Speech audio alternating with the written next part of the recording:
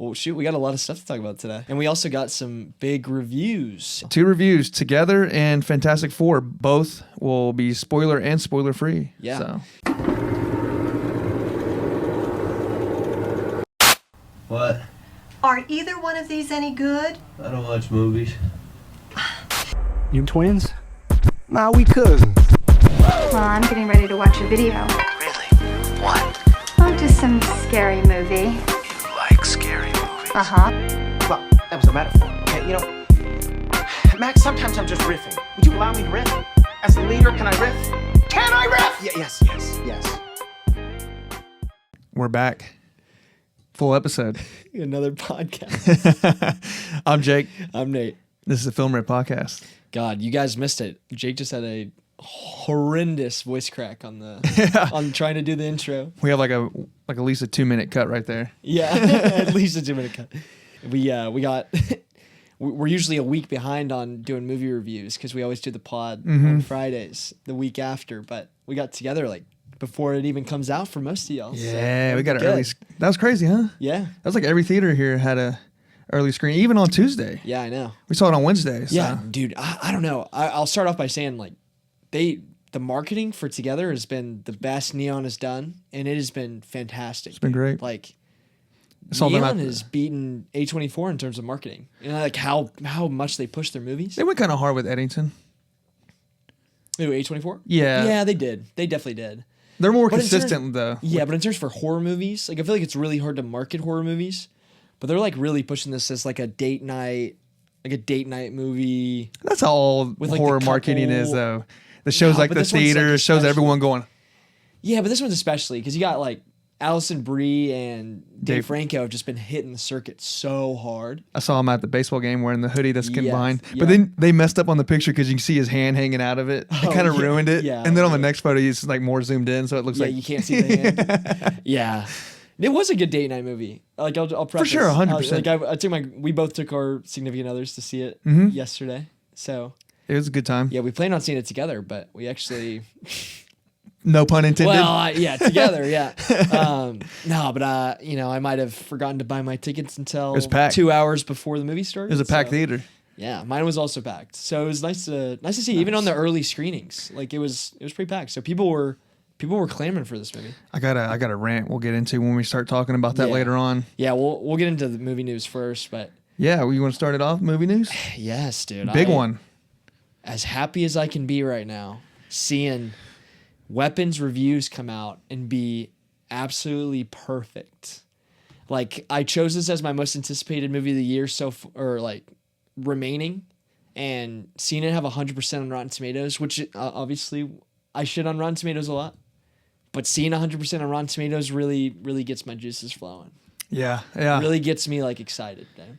It seems like not even just Rotten Tomatoes, but like everyone. Like everybody's reviewing it. Mm-hmm. I mean, obviously, there's more reviews to come out. Like, I could see it dropping down a little bit as reviews come out, like a 95. But still, early reactions are insanely good. Even if it was like an 89, that's still like... Oh, dude, yeah. I mean, it doesn't really matter what it is. But it's just nice to see people, like, saying Zack Cregger has developed, like, one of the best horror movies in the last few years. So, it's a great year for horror. Like, we're talking about Together today.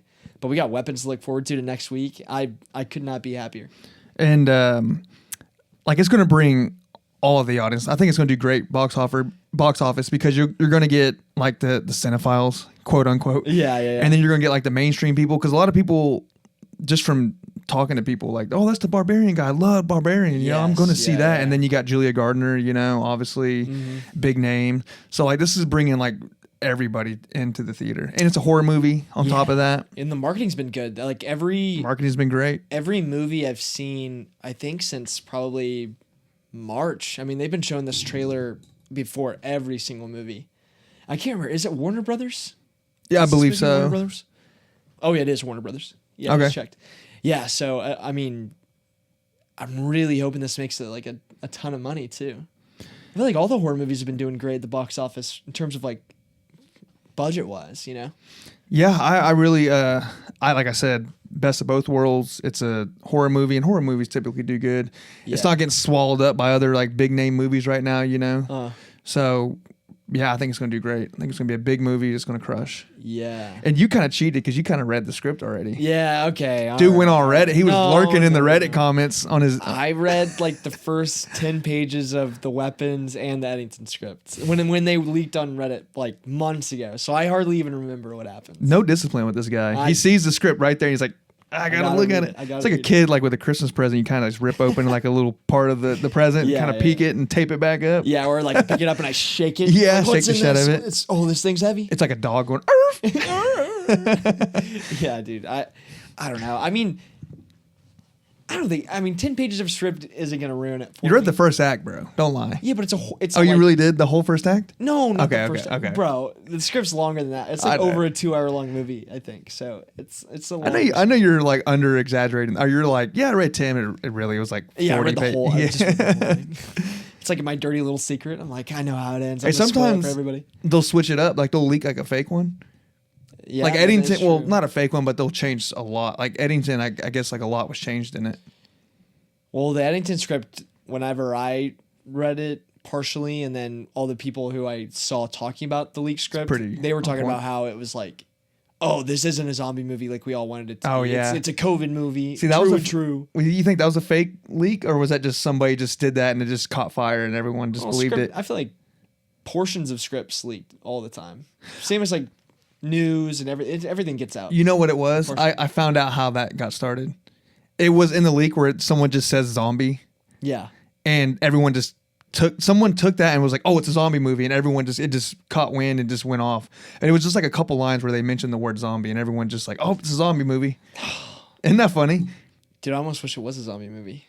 No, I was kidding. I'm perfect with we it. liked it. We liked it. Yeah. We liked it. Chill, bro. Chill. Yeah, I know. No, dude, but yeah, another little piece of news I think was talked about maybe a couple weeks ago, but I guess I was a little late to this.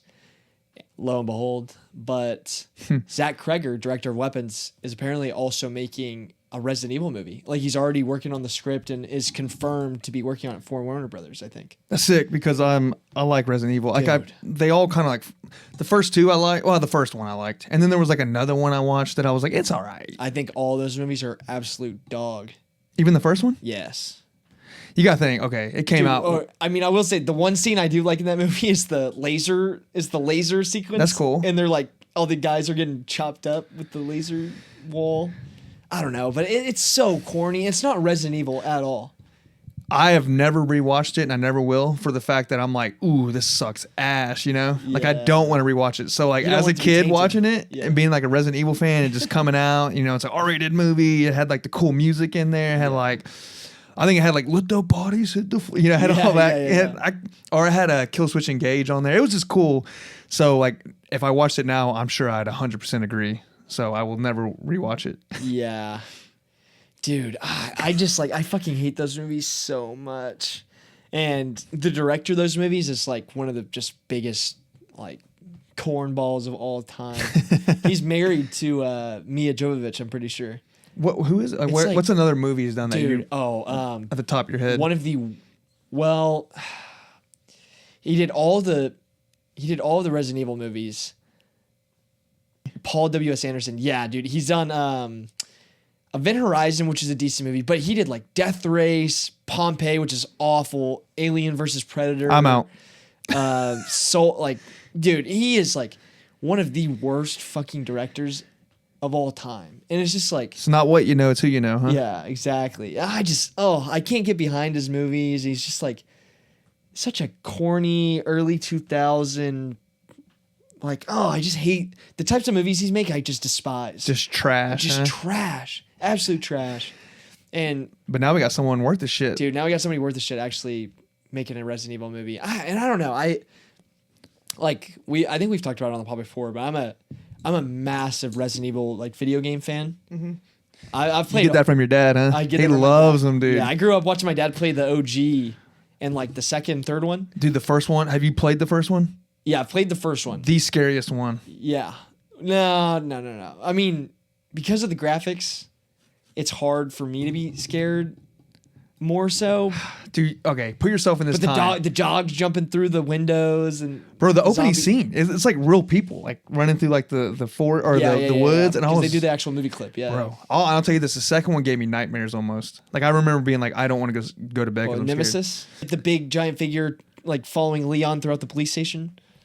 Well, what gave me nightmares is the cutscenes, like the very beginning. The trucker's in there and he's like getting gas, and the zombie like raids like the convenience stores. Yes, yeah. Oh my, just that. I was like, oh my god, you turn this off. Yeah, yeah, dude. You're like, that's nothing compared to the what's more in the game. New ones, yeah. No, I'm like, I stand hold on this statement, but I think Resident Evil 4 is like one of the greatest games ever made. Like, I think it is genuinely.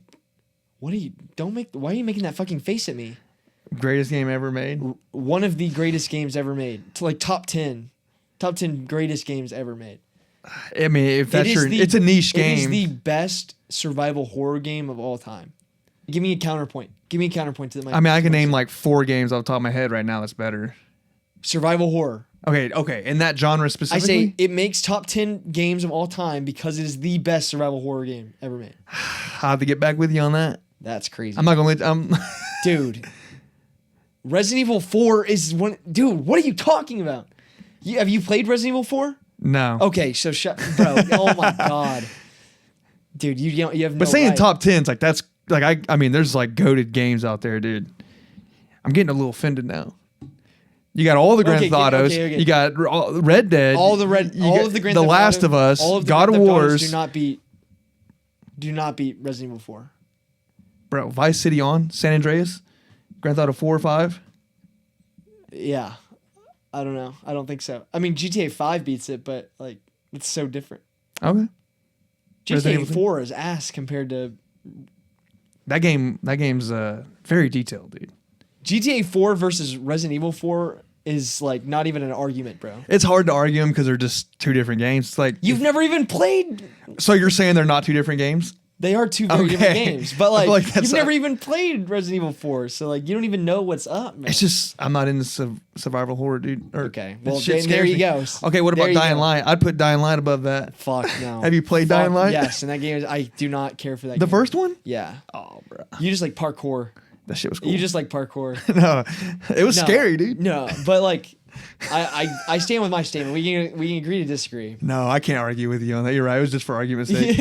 I just thought it was kind of blasphemous saying top 10. Dude, you could ask so many gaming circle. A lot of people I think would agree. At least like Bro, over Fortnite? over Fortnite. Dude, but I'm a huge Resident Evil fan, which is clear now. But I don't know.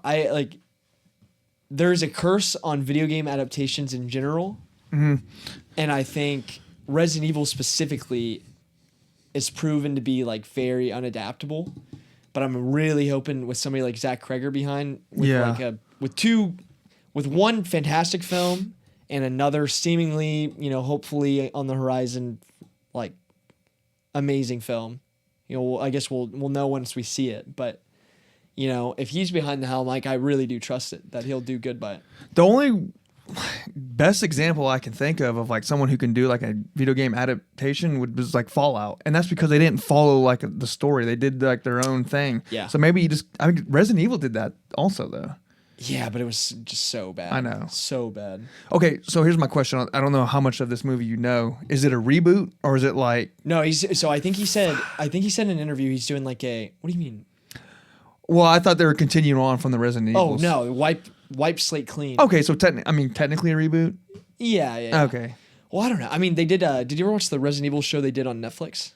No. It was pretty mid. It was pretty mid. But I don't know. I mean, there was some decent stuff in it. Dude, it's just tough, man. Resident Evil has gotten such the short end of the stick in adaptations for the screen. But if they do their own thing, but honor kind of just the vibe of the games and the story. Because the story is all over the place and there's so much lore that's like really convoluted and shit. I know. They should just keep it simple with like the first one. Zombies, Umbrella, boom. Yeah. First 2 games. Keep it in that world. And then you can start expanding onto all the crazy weird shit after that. Yeah, but I will say I love the directions the games have gone. Like, I don't know what the most recent Resident Evil you've played in. Once they started getting on to like the weird mutated zombies and shit. I was like, dude, four on. It's like, well, five's all right, but 6, 7, and 8. It's like a newer trilogy, like kind of like a reboot of like the video game franchise. But dude, all of those are like fucking incredible games. Like so good. That shit. Not 6. 6 is fucking awful. I meant 7 and 8. I heard the last one like did really good. Yeah, 8 is my second favorite. Is that one kind of like snowing and shit? Like it's called Resident Evil Village, but it's very like a return to. I think the reason I like 8 so much, Village, is because it's very similar to Resident Evil 4. Like it's kind of almost like a little copy and pasted, but also way different. So it's just like, I think they're both such good games. But if they go like more like the I don't know, in 8 there was like a giant mutated woman and spirits that Resident Evil's experimenting on, like beings that can change matter and like become demonic creature. I don't know. It's so weird. It's too much, yeah. But I like it. I like that stuff. I feel like that's the stuff they should lean into for like a movie or a TV show or like whatever adaptation they're doing. So I'm not like the hugest Resident Evil fantasy. guy. It's like sci-fi fantasy almost, or like horror. See, when I first got into Resident Evil, it's zombies. Yes, right, and just because I didn't really keep up with them since I was like a kid. Yeah. That's all it was, right? There wasn't more to it. Yeah. Okay, so and then like it started slowly turning into like, was it the Umbrella Company started putting out more shit, or is it just turning into something completely different? Yeah, but how do you make zombies interesting now? I feel like it's very hard to make zombies interesting. I was just making sure like I'm on track, like I'm not like So it just went off into like a whole new thing. Yeah, it's like the Umbrella Corp. So obviously the entire premise of the first 3 games is basically Raccoon City, they quarantine it, the rage, or not the rage fire. I'm thinking of 28 days. Yeah, 28 weeks. Oh fuck, what's it called? I can't remember. It is something with an R, right? I think it's something like that. I can't remember. But the virus gets out, people turn into zombies. You also have like introduction of characters like Nemesis, like weird mutant zombie shit. Well, you got to think in the first game, the dogs, you shoot the dogs and sometimes their heads blow up and become the tentacle things. So it was always kind of there. But then it's like as the games go on, they dive way heavily more into like Umbrella doing all these mutations and genetic stuff. Okay. Yeah, I don't know. We'll so see. what do you think he? What I think he'll do? I don't know, man. I think. We know nothing, so I mean, he could just follow the game. He could do his own thing. He could take this element. He's obviously not going to just rely on the zombie aspect. There's going to be the mutated shit. Hey, and Zack Cregger we trust. Yeah, as long as we it's just cool. need a good budget. None of the Resident Evil movies have ever had a good budget, so I think if he's proved himself and he's working with a bigger studio to make the movie, he should obviously get like a decent budget to work with. I think modern filmmaking also working with like a mid-sized budget is like easier now because it's like AI. Yeah, AI. Yeah, I don't know. But yeah, I'm hyped for this. I just hearing that news, like coming off all the weapons and barbarian hype, like I'm hyped for it. Yeah, no, it's especially with Zack Cregger. Yeah, but we can move on. We've been rambling about Resident Evil for way too long. Yeah. People love it though. People love Resident. It has a cult following, you know. People do. All right, so more video game news. I know we did. Yeah, I know. We're just finished up Resident Evil. Now we're getting into another thing, but PlayStation too, huh? Yes, that's up your alley. Definitely up my alley. Amazon, which we knew this already, but Amazon's making a God of War TV show. But I guess, dude, I don't know. We're gonna get into this again. I'm such a purist for God of War. Like I love the 2 newer games, and they're like so like masterfully made, story, everything. But I love Kratos in the mythology, like finding Zeus, Poseidon, stuff like that. So it sucks that they just announced that they're adapting the Norse story instead of the mythology story. So it's like Kratos will already have like his son, Atreus, and like go through all the. There won't be like an origin story, is what you're saying. Yeah, like you're like how he got to that point. Yeah, he's just gonna be OP right away, huh? Yeah. Yeah, I don't know if you played God of War? Boy. Yeah, okay, so I played like I watched my friend play it. I'll say that. The when OG I was or the new OG. Yeah, and the then OG. it was one it was the one before last. I played a little bit of that. Yeah. And that was about it. With the boy. That's the one I played. The boy. Yeah, boy. Yeah. Dude, no, the third game, like, I was a little bit too young to have played the first and second, but I ended up playing the remaster or whatever. But my first introduction to God of War was playing God of War 3 at my cousin's house. And I sat there I was there for maybe a week because we were doing something. I think we were in Miami. And I ended up just sitting there for the whole week while my parents were busy playing God of War 3, just grinding it. You're like, Miami ruled. Yeah, I was like, this is the best vacation ever. It was just me playing video games. Yeah. That's all it was. Yeah. Dude, no, but that game like blew my mind. Like it was so violent and like the scale. That's what I think is so good about God of War. Like the scale of it is so cool. Like it feels like so massive because you're just this guy trying to get revenge for like on the gods, like the gods that control like all of nature. And so basically like if you kill the gods, the world ends because there's no order left after the gods are killed. So it's like you're killing all these giant gods in God of War 3, which is like the culmination of like that first trilogy. And it's like you kill Poseidon, it's like there's floods, the whole world floods. You kill Zeus and the whole world just fucking blows up basically. Like the boss scenes are like always like that's like a real big thing in God of War. Yeah, the bosses are the boss fights. So good. And like what would you call it? The fighting style, the combat in the game. Oh, so good. Yeah. So good. With the chains and then you unlock that like It's all the powers different and abilities. Weapons. Yes. Yeah. Yeah. So I'm almost like, dude, like developing the Norse when in the newer like PS4, PS5 games. It's more of like a not chill story, but it's like way more mature almost. Like kind of almost takes that kind of abandons the fun. I would almost compare it to like Last of Us and Uncharted, right? Because they're made by Naughty Dog the same. So you kind of have like the fun, goofier side where it's like Kratos is just fucking massively destroying all these gods. Yeah, more And then serious. you have Last of Us and it's very dramatic, tense. And that's what these like newer God of War games were. And so I like it. I love that they'll adapt that storyline. I think it's good. But I don't know. I just think you fumbled the bag a little bit into not telling the whole story, dude. Because like you could have if you did a series, like which it is a series, but like you could do a whole like Odyssey-esque, like Christopher Nolan-esque storytelling, like with like over multiple seasons of doing their OG games. Yeah, I don't know. And there's not any good like mythology content really. I mean, we have Clash of the Titans, but that's like it. Yeah, I don't know. I don't know. Maybe the guy's just a fan of that.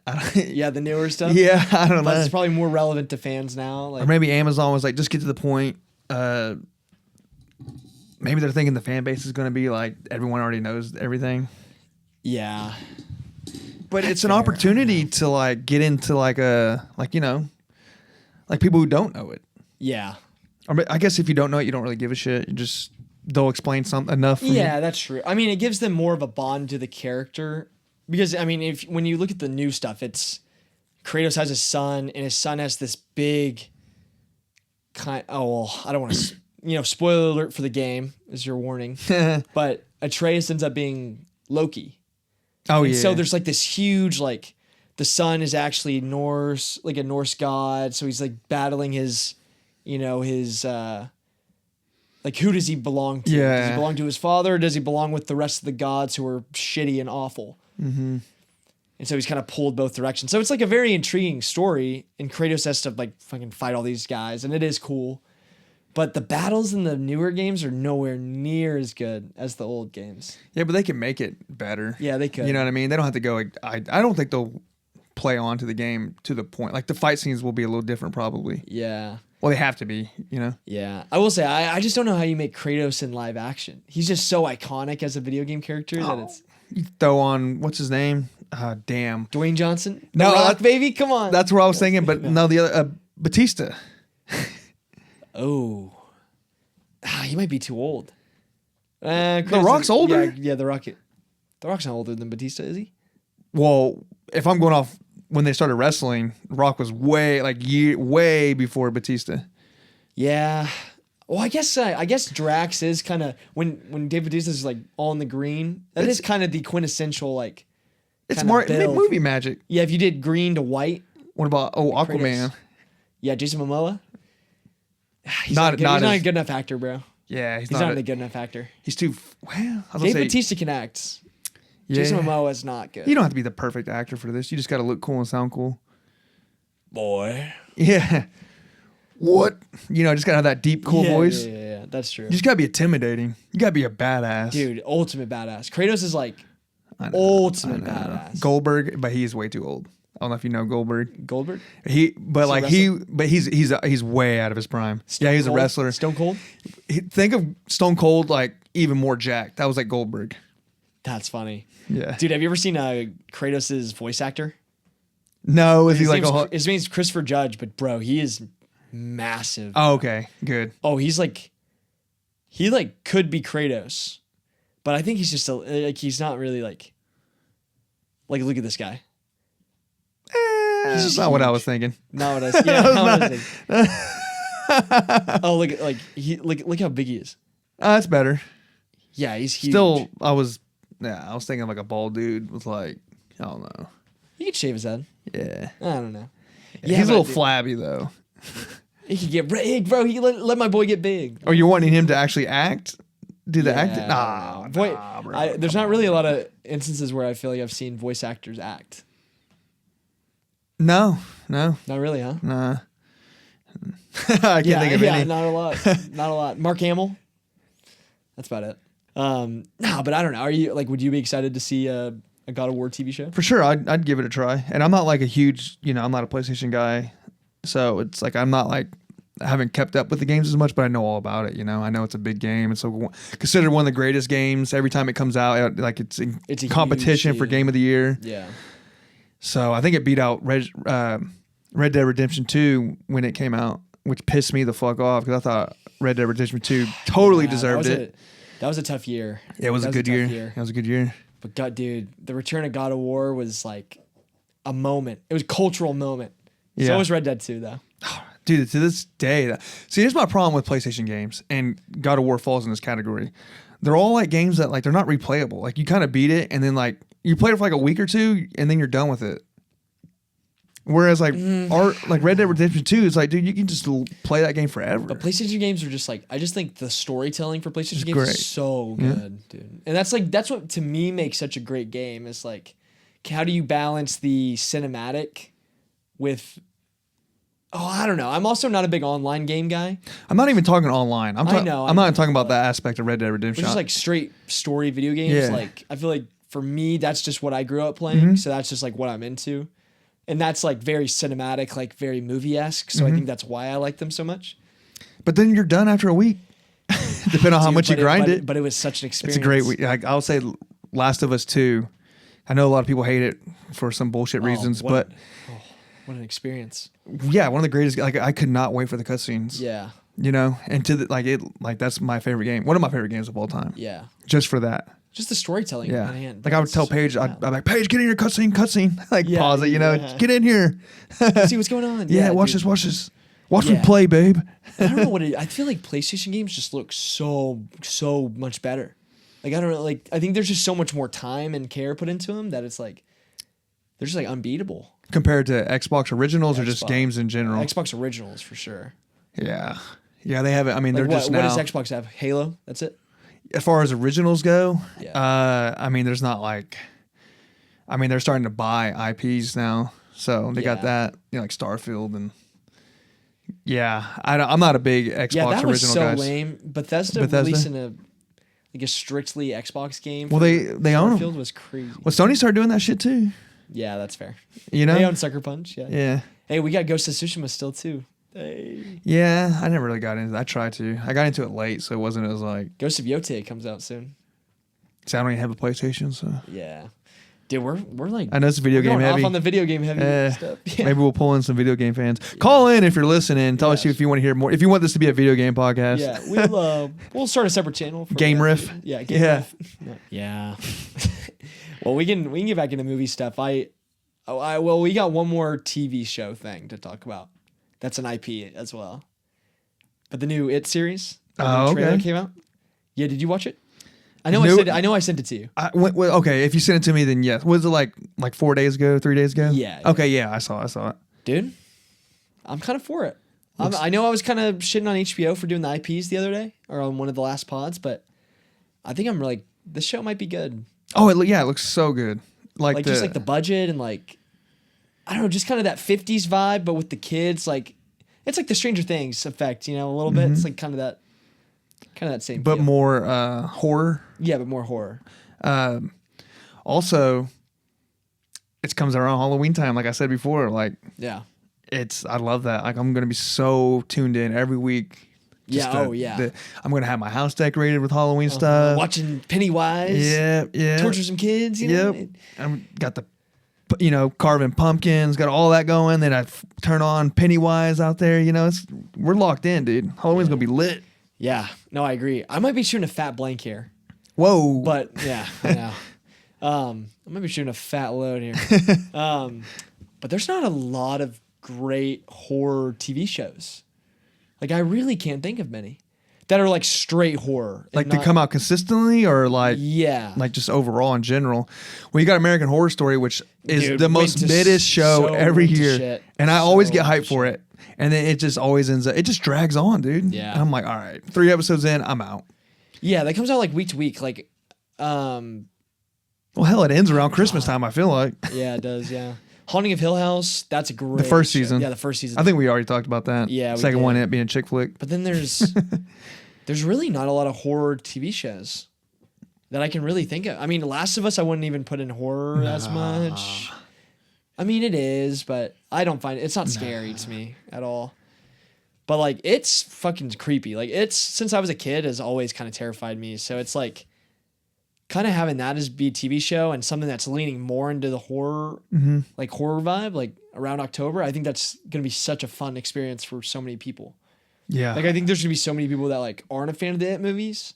They're just like watching TV around that time. They're gonna be so in on this show. Bro, everyone loves it. I feel like, it's like you get the older crowd, the Stephen King fans. You get even with the newer It's, I brought in a whole new fan base. Yeah, exactly. I mean, just everything. Yeah.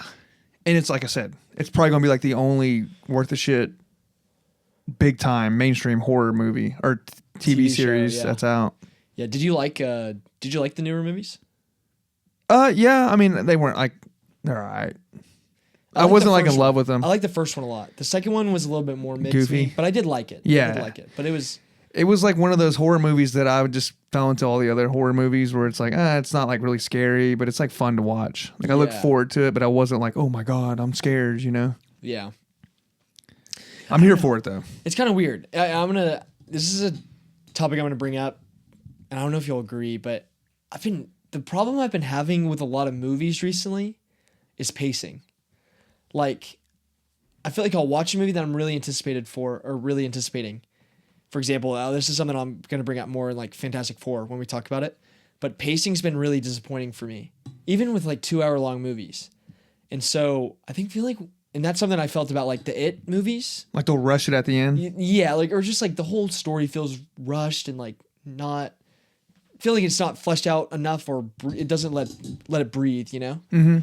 And that's what I've been feeling for a lot of movies recently. But for It Chapter 2 especially, but I feel like in a TV show format, you can really like expand on a lot of stuff. And I think that especially for something like Stephen King, where like all of Stephen King's stuff is so like has really big worlds that he like creates, and there's so much like lore and stuff that's there. I feel like a TV show format is so much better of a way to like kind of explore that stuff. Yeah, 100%. It used to be like it wasn't a TV show. It was like a limited series before limited series were a thing. It was like when it came out. Yeah. There was like one. 4 parts. Yeah. Yeah. Something like that, Or right? I think it was like two. It was two TV movies. Okay. And I think both of those were like, they were both like an hour and a half to 2 hours. I just remember it being like super long. It was really long. Yeah. Yeah, it is very long. Yeah, and it wasn't like an actual like theater movie. No, yeah. So I'm excited to see because they did it like that, which was great. Then then you got the actual movie, and now you got like a TV series, which is kind of like a subplot kind of thing. It's obviously it's not going to follow the story. So I'm excited. Yeah, I'm here for it. I think it's going to be great. Yeah, me too. I will say, I think the guy who directed the It Chapter 1 and 2, the newer ones, Andy Muschietti, he's actually like the executive producer on the show. So I'm not sure like how much of a fan I am of that. I do like him. Like he's getting overworked, or you just don't like him in general? I just don't know if he's like the exact voice I want, like running the It stuff. I got you. Like competent director. I think those movies are well directed. I don't know. It's just like almost like the style of it's a little weird to me. Well, it's HBO, and like what It you is said in the HBO. past, so It is they're kind of like they're wanting to bring the heat. Yeah, they want the quality. Yeah. They want the heat. Yeah. And it looks good so far. The trailers are good, but we'll see. Yeah. Oh, and I will say one of the lead actors who's playing the dad of the family that moves into the town that the show seems to be like kind of revolving. I don't know how to say his first name. Jovan Adepo. He's one of the main cast members of The Leftovers, which is my favorite show of all time. So like seeing him Over Breaking Bad. it is my favorite show over Breaking Bad. No, like undeniably, Leftovers is my number one show of all time. It's crazy. A lot of people haven't seen it. I seen a little bit of it when it first came out. Yeah, I love it. But he's in it, and so I'm like, I love this guy, and he's like such a good actor, and I feel like he hasn't been in a ton of stuff. He was also in that Overlord movie that came out a few years ago, or no, like 2019. Did you ever see it? No. It was like World War II zombies. Oh, I did see that. Yes, it was like kind of like I liked the shit It was out a of good it. movie. I liked it. I thought it was so fun. Yeah, it was a very fun. It got movie. shit on hard, but I was like, dude, it's fun. It's a fun movie. Yeah, but he's like the main guy in that. Oh, okay. He's the black guy. Yeah, I was about to say. I was like, Well, it was him and Wyatt Russell. yeah. No, Yeah. I thought it was cool. I thought he did great in it. Yeah, he's. I like the cinematography in it Yeah, too. yeah. Yeah. Super underrated movie, but yeah, He's in a lot of things too, right? He is. He pops up every once in a while, and Dude, I forgot all about that movie. yeah. Oh, he was in Babylon. Didn't see it. You didn't watch Babylon? Nothing, The Damien Chazelle movie? nah. Really? He's in some other shit too. Like do you know what Babylon is? I've heard of it, but I haven't seen it. Dude, it's like notoriously got dogged on by the critics and like hardly got recognized by the Oscars. But looking back, it's like one of the best movies of that year. It's like nobody liked it, but it's like almost like a certified like will be a classic one Cinephile day. type thing. Yeah, a little bit. Well, we can move on to Oh, wait. Speaking of it, boom. That was a Regal one. Was that a popcorn bucket? No, it's a cup. It's a drink one. Oh. Yeah. Pretty cool, That's huh? sick. Dude. Yeah. That was like for the second one that came out. That's funny. But hey, since we're on it, Stephen King, I wanted to talk about another trailer that I remember from Together. That's because we haven't talked about this at all, really. I don't think. What? I think it's called The Long Walk. I can't. This looks good. Bro, looks dope as fuck. I forgot all about that movie. I'm so hyped for it, and it comes out like in September, so like right around the corner. It's either August or I September. think we did talk about this movie. We might have like briefed on it. We might have. Because I forgot all about it. I don't know. Yeah, it looks good, man. There was actually there's a guy on. I'm gonna sound like such a normie here, but there's a guy on TikTok that I watch sometimes, and he actually just did like it was a paid promotion. I think for him to review it, like he saw it at Comic-Con or something. Does it say paid? Because they had to No, put. I don't think it okay. was. I don't think it said. I mean, it might not have been paid promotion, but he was reviewing it on TikTok, and he said it was really good. Like he said it was pretty cool. It looks badass. I love the concept of it. Yeah, just like the last person to stop walking wins. Yes. It's like all these guys are like walking and their feet are bloody. His ankle's like twisted and on the trailer like walking. It's like, Yeah. oh, and the dude's like tying his shoe and he only has so long to tie it. or There's else so it's much shit. off. Yeah. And it starts off, it looks like they're fun. Like, oh yeah, this is gonna be fun. Come on, boys. And then like Gets I'm dark. assuming they don't know what they signed up for exactly. Yeah. Because it seemed once the first dude gets popped in the trailer, they're all like, what the fuck was that? Yeah. Like, oh shit. Yeah. But I mean, why are you? I don't know. Yeah, it looks like a cool concept. Yeah. I just think like it is obviously like you said, Stephen King, when he kind of gets out of the horror like straight horror realm and kind of does this more like dramatic, kind of weird, cool stuff, Like a psychological like type a psychological thriller. type. Yeah, exactly. Drama, I guess. I think he like Misery. Like for example, like Misery is a good example. Like that's such a classic. Yeah. And when he does like goes outside, I think his stuff's very adaptable, like very good. Like Shawshank Redemption. Oh, that was him? Yeah. Shit, I didn't know that. Yeah, all that stuff. It's like the Bob Dylan of like movies, huh? Stand By Me. That's the Stephen King. You ever seen Stand By Me? That's dude. That's one of my favorite movies. I love that movie. No. Damn, that's shit. Yeah. Yeah, but he's got so much good stuff, and I just hope it's good, man. There's a lot of Stephen King stuff this year, which oddly, like that Life of Chuck movie, that was Stephen King. I need to see that. It's going to be an Oscar. I don't know. I think it's going to fall short. No, it's going to be left out completely, I think. Completely? Yeah. Just because it came out early and no one's really, like just other ones. Yeah. It didn't hit as hard. It got completely swept under the rug in terms of like box office, and like nobody saw it. Made no money, which sucks because I'm a huge Mike Flanagan fan, so. I heard it's good. Yeah, I've heard it's fantastic. But if you're going for an Oscar movie, you got to be like great. Yeah. Because they're definitely going for an Oscar with that, right? Like that studio. Like they were kind of wanting an Oscar. It's a Neon movie. What's their other? Oh, they got that one movie coming out. Sentimental Value? Is that what it's called? Yeah, Sentimental Value. That's their Oscar. That's their one they're push. pushing. Yeah. Damn. Yeah, but I'm glad you brought that up because Long Walk does look good. I think a lot of people haven't really heard of it or seen the trailer or anything. So check out the trailer, and like, if you are watching this, check out the trailer and see for yourself. Like, it looks pretty cool. It looks really good. Yeah. But you want to move on? Yeah, we got one more piece of movie news. Oh wait, no. We got two. So we both saw Fantastic Four last week. And before Fantastic Four in IMAX. You saw it in IMAX. I saw it in IMAX. You're a little bit more bougie. Oh yeah. That's definitely an IMAX. It was movie. filmed in IMAX. I know. Yeah, if you see it, I don't know if you've seen it online, but the aspect ratio change between IMAX and like the regular viewing was crazy difference. No, I agree. You got punked, bro. I just didn't, Yeah, we can get into that. We'll get into it, but yeah, dude, Avatar Fire and Ash trailer premiered before it, and I'm sitting in IMAX. I'm ready to go. I'm with all my boys, my girlfriend, and I'm like, damn, dude, they got me. I'm not a big Avatar guy. Like I do like Avatar, and I love James Cameron, but I'm not like huge on those movies like everybody else is. But God, this one actually, just seeing it in IMAX on the screen, I was like, yeah, I'll be there in November. I'll be there. Is it November? I thought it was Christmas. I think it's November. Okay, good. Because this whole time I was thinking it was Christmas and it was going up against like Marty Supreme, so it kind of made me nervous. It's like, fuck, I don't want to like have to choose. Oh, obviously I'm going to watch Marty Supreme, but like family wise, let's see. No, December 19th. So it'll be the week before Marty Supreme. Yeah, that's gonna be like it's gonna swallow that with Marty Supreme up though. That sucks. No, bro. Yeah, maybe. Fuck yeah! All the family getting together. Everyone's choosing. Everyone's going to see Avatar. Bro. That movie kills in the box office. It's huge to get an Avatar movie. Like they just came out with one. I feel like what, last year or the year before last? 3 years ago. Yeah, I think it was 2022. But before that was like forever. Oh yeah. I mean, it was like over a decade. Yeah.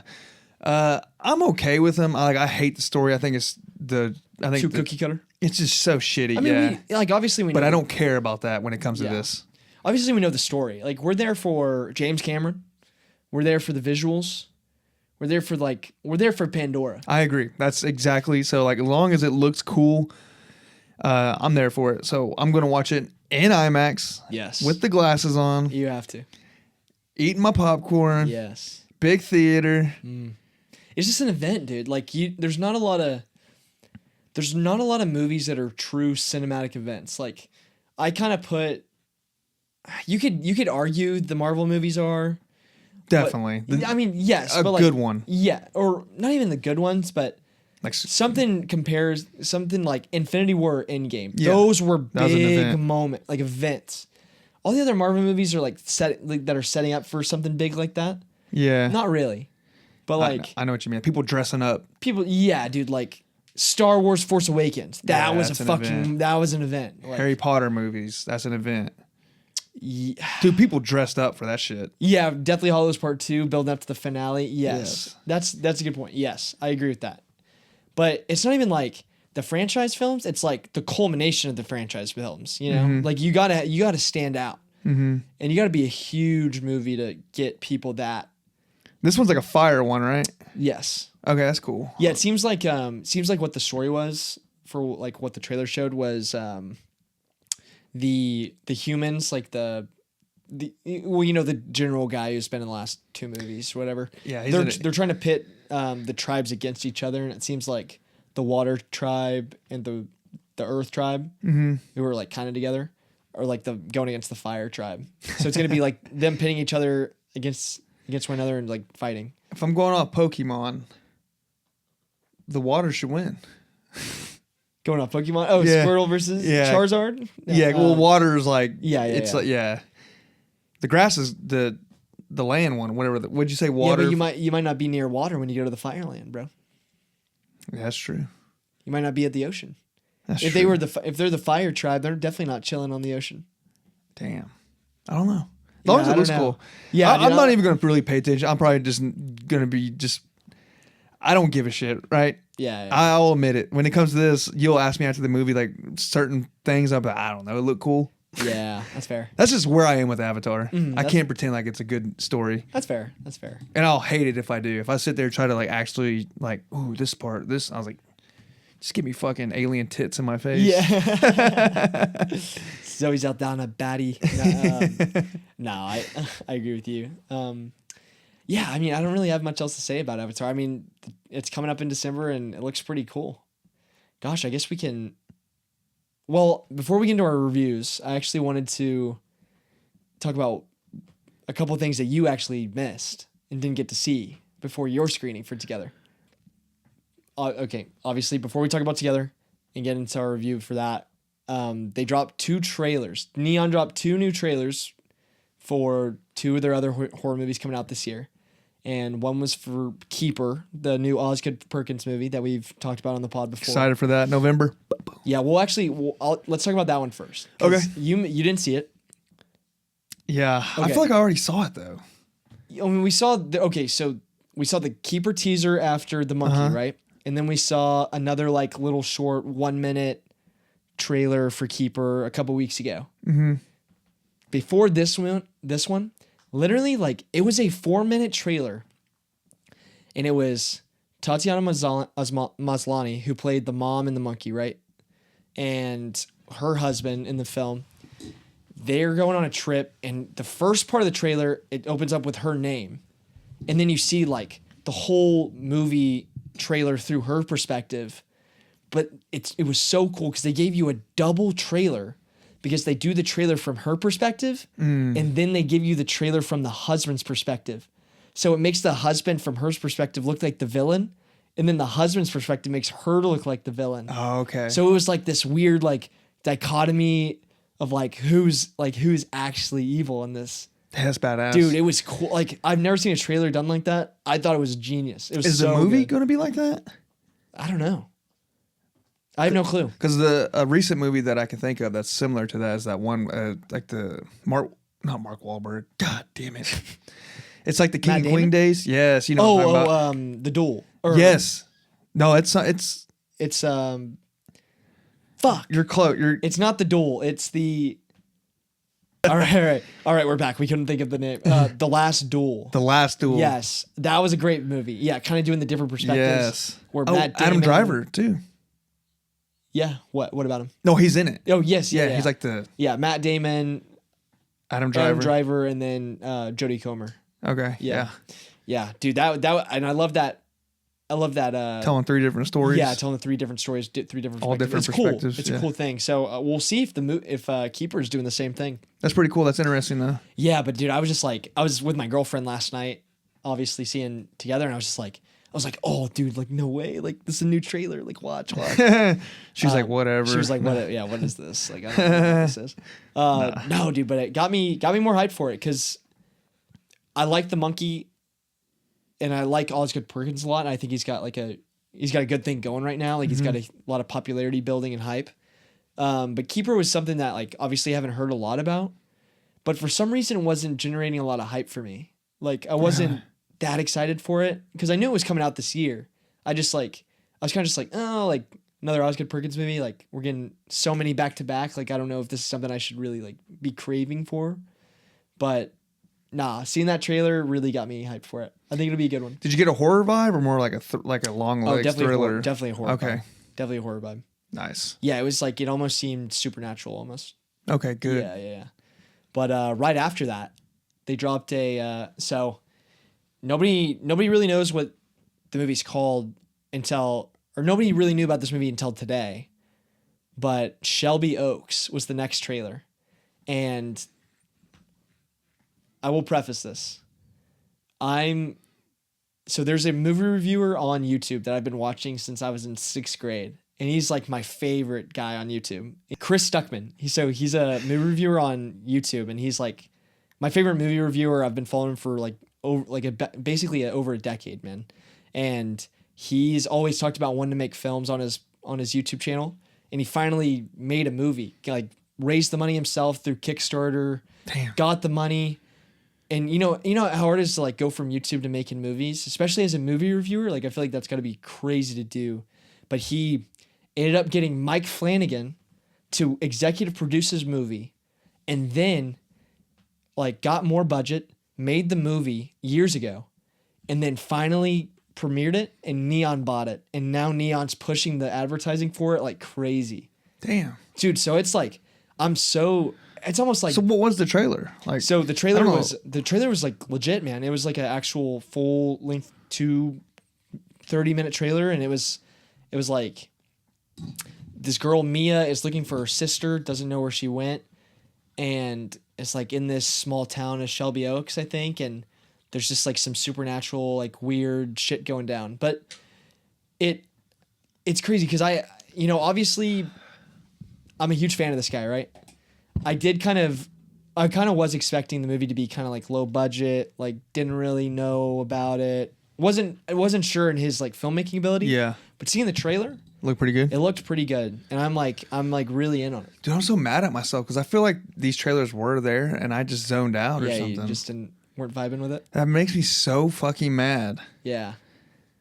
But I could have swore like I would have noticed that. I don't know. Yeah, I don't know, but it comes out. I'm pretty sure it comes out either end of September or October. But Sick. the marketing, Neon's marketing is very good, as we've seen from other things we've talked about, obviously today as well.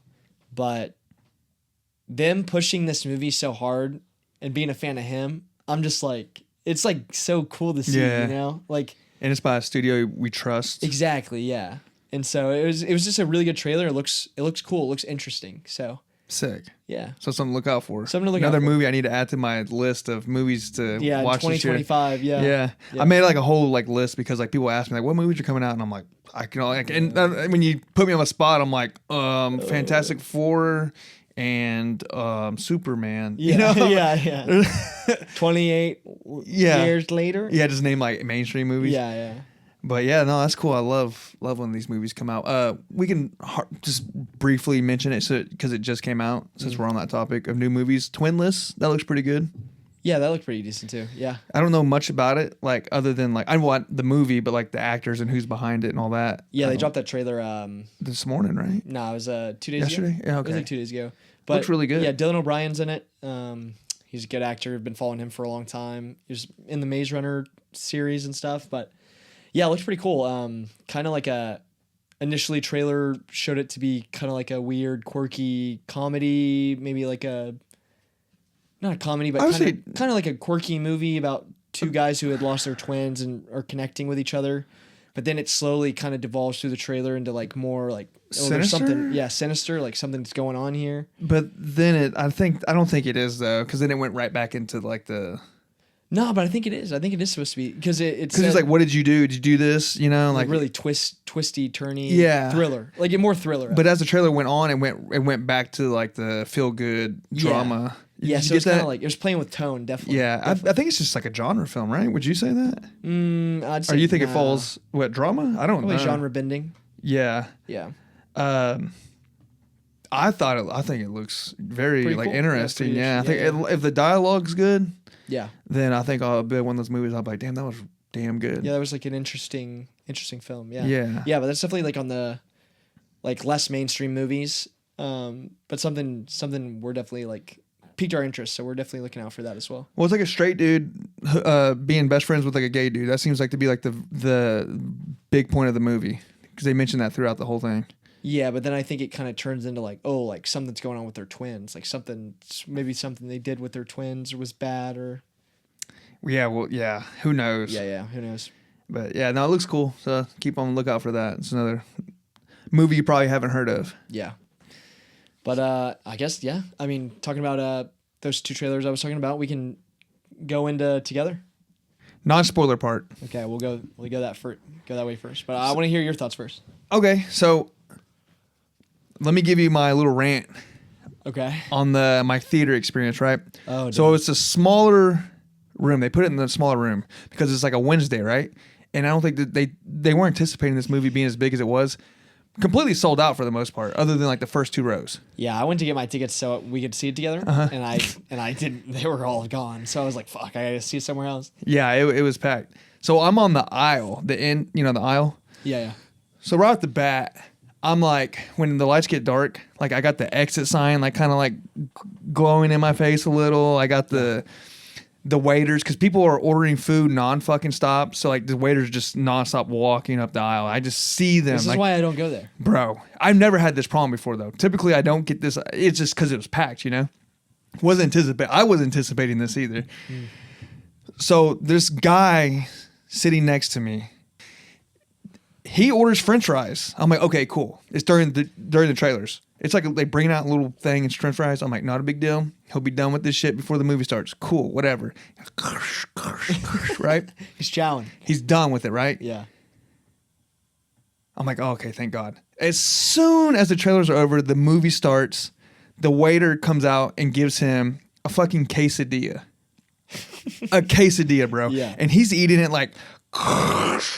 just like crunching it, dude. And I could see him eating it, and he's just leaning over so he doesn't get all the grease on him. So he's just like leaning in and just like, and I'm just like, shut the fuck like up. mouth open, chewing, like. Yeah, it's so loud because the movie's quiet, right? Yeah. It's the very beginning, just, and when someone's sitting right next to you, you can see them, right? And I'm just like, oh, Wait, my how God. close was he? Like 1 seat away? Okay, well, so Paige was right here, right? Yeah. She was to the right of me, and then he was directly right to her, right?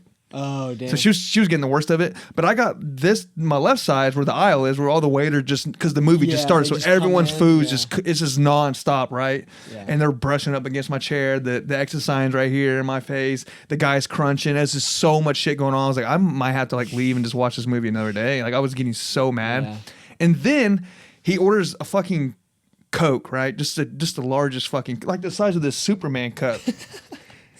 And he's drinking that, and it's not helping him because his throat's sore.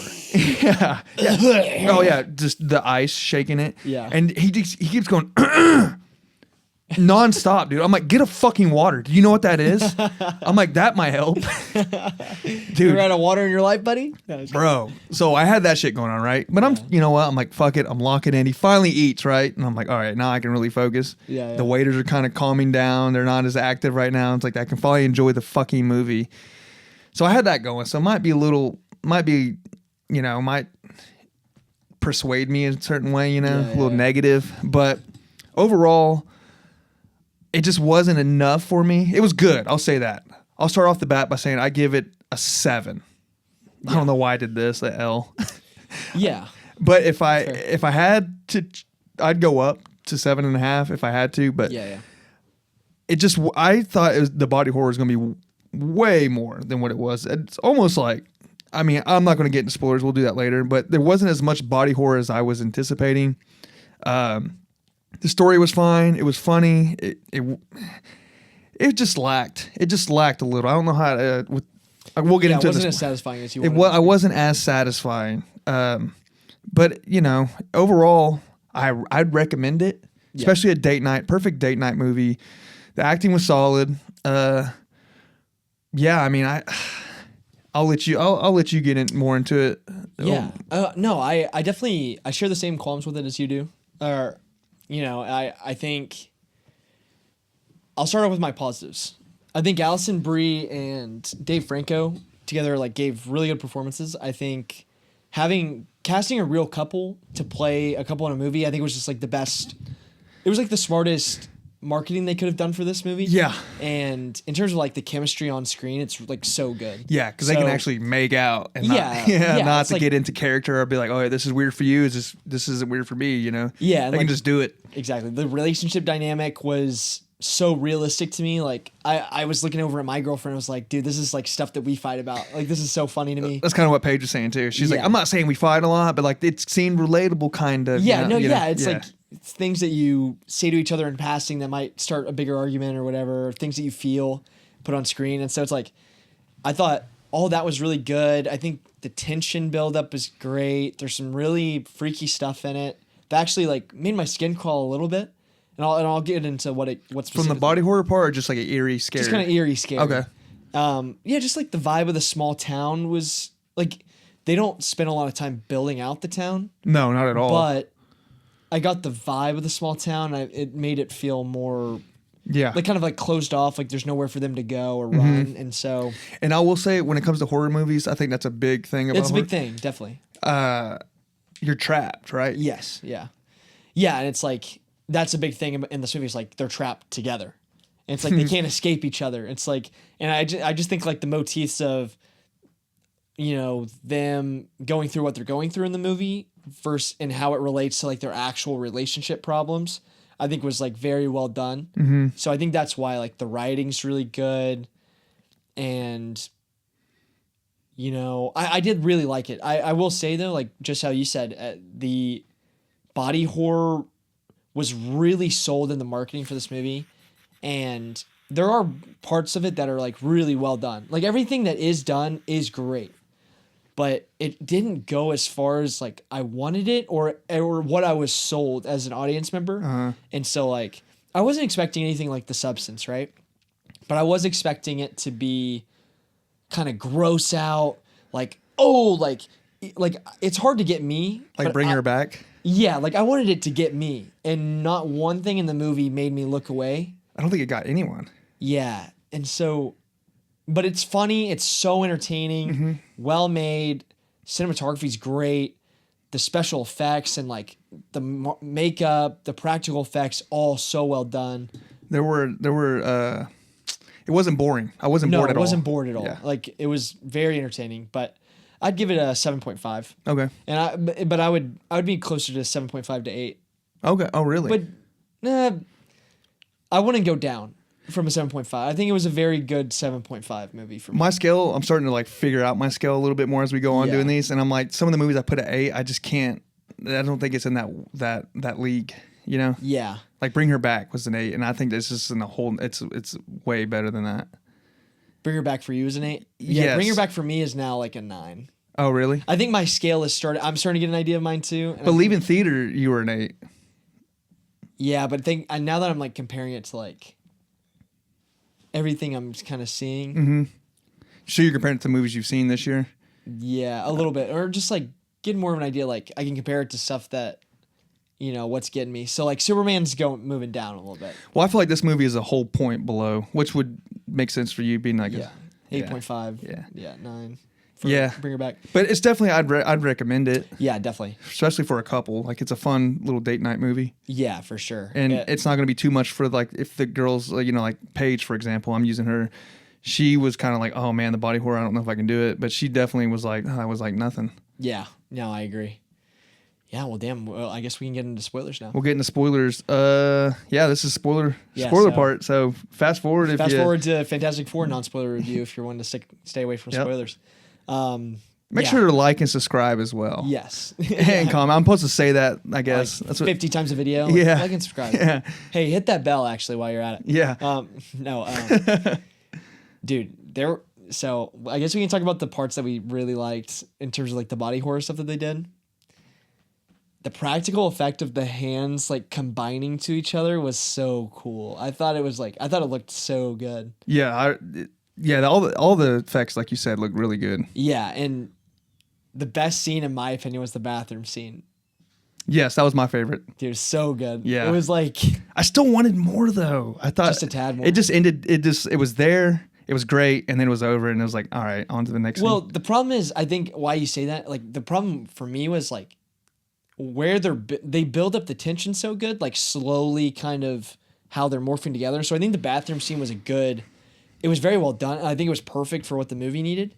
I just think the movie could have been longer to give us like progressively more. And like it feels like it's like building perfectly, and then the ending just gets a little not even rushed. It's weird because it's not rushed, but it's like it doesn't go far enough with what it needs. It's because they didn't do anything like body horror wise. Like I feel like, cause I remember checking my phone and be like, damn, there's only like 20 minutes left and there hasn't really been any body horror. So I'm like, are they going to rush it all in, or is it just not going to be body horror? But I feel like if they would have came off the bat and just did it, I feel like it wouldn't have, you know, like you're saying, it's not. It felt rushed, but not rushed. I think you lose more. I think you lose horror, like you lose tension if we you can do an jump the act shark two too fast. You know? We do it in act 2 then, somewhere. Yeah, but I don't like know. okay, the scene where he's driving off or she's driving off, and you can tell he's kind of like he's in the shower. Like I thought his head was gonna bust, or I thought it was gonna be like more violent, and it was just like nothing. It was just like him kind of like. That is fair. You know, that's fair because they do start off the bat, and I thought they were setting the tone like, hey, this is gonna get weird, because at the very beginning, the dogs. Yeah, that was creepy when that dude discovers him. What the hell ever happened to that guy? The guy who discovered the dogs. You probably just put that shit down. Oh, I think it shows his daughter. Later on, she's like, they were my dogs. Yes, yeah. So I'm guessing the girl in the classroom. Yeah, but I mean, like, if you see some shit like that, I'd be like telling everyone. Yeah, but she was fucked up from it. Well, the dad, the guy who found them with the flashlight. Yeah. I mean, okay. He's some country bumpkin. He's like, damn, that shit's fucked up. Shoots it in the head. I'm out of here. Yeah, bury that shit. But that I thought they were setting the tone right away. Like, hey, get ready, because you think this is weird, and then it just nothing. Yeah, I mean, so that could have been a perfect set the tone, and then Act 2. Yeah, that's fair.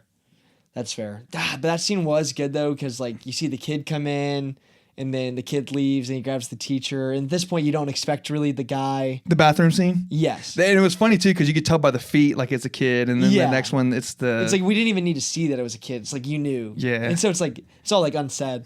But then so that was a part for me. Like I knew it the whole time that guy was like up to no good, because I knew.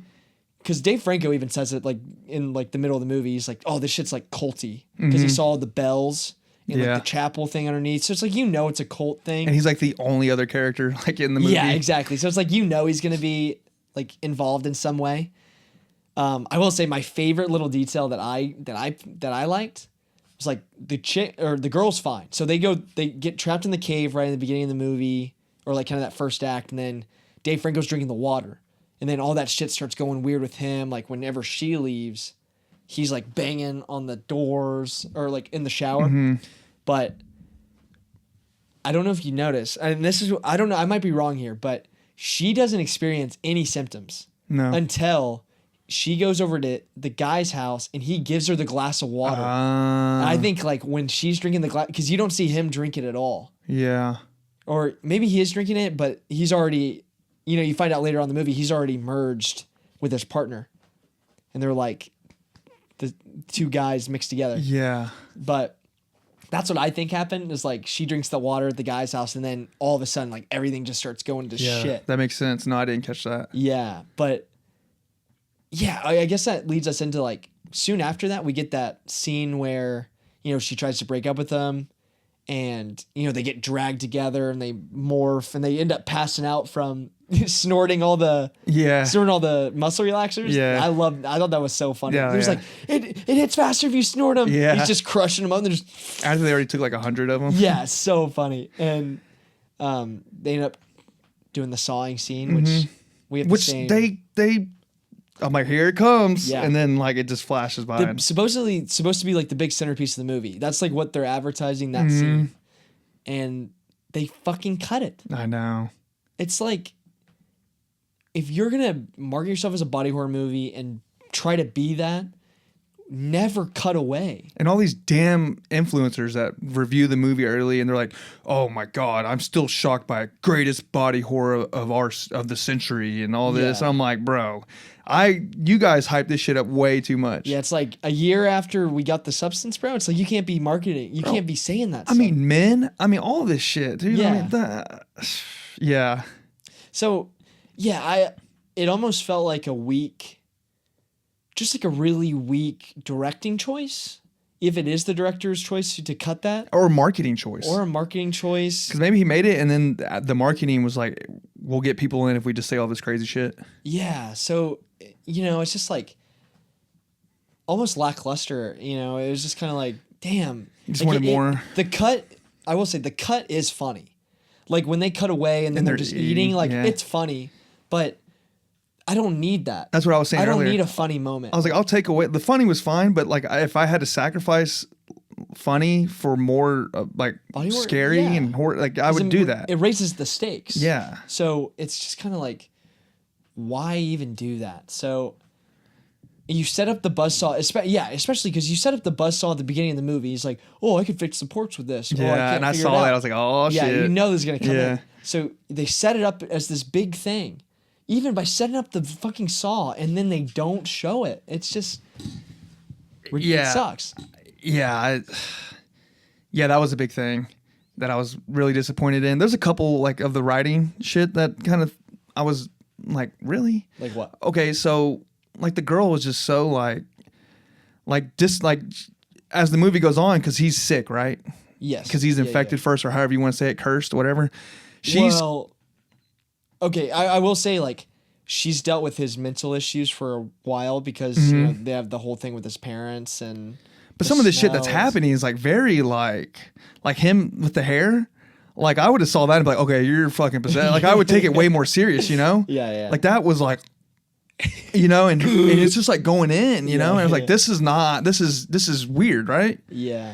And I'm like, let me just listen to this motherfucker, especially when he's like saying, put the hand up, like just do it to see if it works, you know? Yeah. I know that's me nitpicking. No, but yeah, that's fair. Yeah. Another thing that bothered me was like, he didn't want to like leave. Like they're trying to, like right away. I'm like, once she was on board, like, yeah, this is weird. I'm like, let's get around people so they can document this. Like, this is insane, right? Like we need to get around people. Let's go to a hospital so the doctors can be like, yo, what the fuck is this? This is not normal.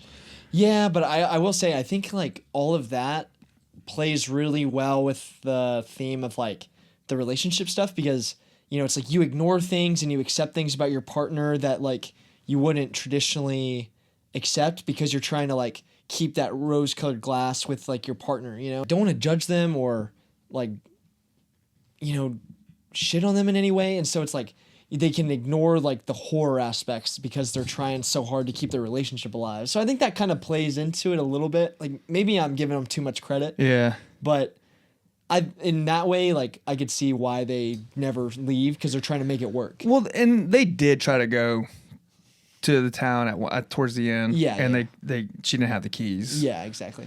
But yeah, I just remember thinking like, dude, realistically, which you got to suspend belief in the movie, and it wasn't that crazy. Yeah. But I was like, dude, get around people. Like, fuck dealing with the shit on your own. You know what I mean? Yeah. But I guess I don't know. I mean, is there anything else you want to say about this? Yeah, I mean, there's a few things I want to like. Okay. The stuff that like really worked for me, like the cave thing. So like when they're in the cave in the beginning, I like the design of it, like with the church in the wall or like the steeple, like the Is that what I'm saying?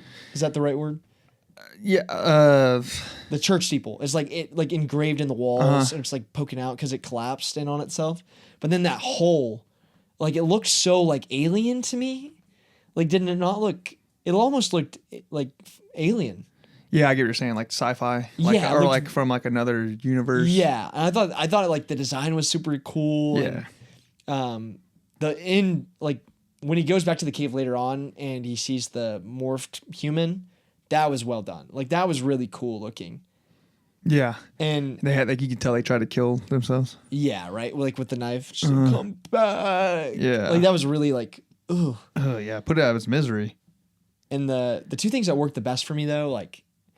The Dave Franco parent, like the image of his dad being dead in the bed and the smell and the flies and his mom just like that was a good scene. That like actually like that got me. That was like, a good. It freaked me out. I'll say that was like probably the scariest image in the movie. Yeah. Other than maybe the dog. And then when he like lifts the blanket and the fucking head comes out from under, under the blanket, that was like all fucking wild. It almost reminded me of Midsummer when she gets the phone call that her family's dead. Yeah. It kind of reminded me of that. No, definitely. Yeah, it's definitely reminiscent of that. And then just the final morphing scene, like I just think it's so. Oh, that was cool. It was so cool. Just seeing them like, I like that they showed it. Them like actually like absorbing each other. Well, then like at the very end, like when the parents show up and then they them, I guess, answers it. Yeah, It's they, like, them, yeah. yeah. It's like, hey, I thought that was corny. I actually wish they didn't. I was that. okay with it. It was funny. Yeah. It was funny. It was more like hello. it was more comedic. I Yeah. guess.